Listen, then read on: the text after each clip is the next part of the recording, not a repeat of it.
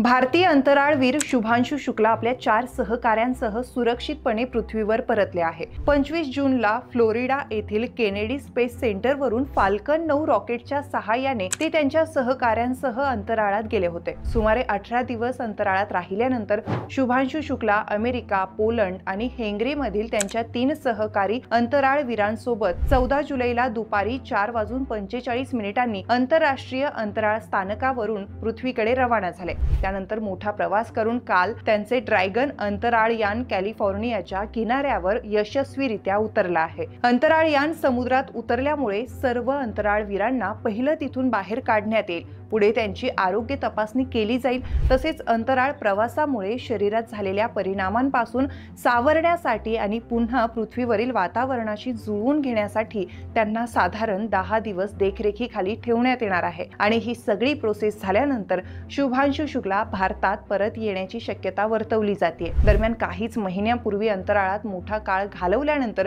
Sunita Williams पृथ्वीवर सुखरूप परतल्या होत्या आणि आता शुभांशु शुक्ला सुद्धा पृथ्वीवर सुखरूप पोहोचले आहेत। त्यामुळे प्रत्येक भारतीयासाठी ही अतिशय अभिमानास्पद गोष्ट आहे। दरम्यान अशाच महत्त्वपूर्ण घडामोडी थोडक्यात जाणून घेण्यासाठी ऑनलाईन नेताच्या पेजला फॉलो आणि आमच्या YouTube चॅनलला सबस्क्राइब करायला विसरू नका।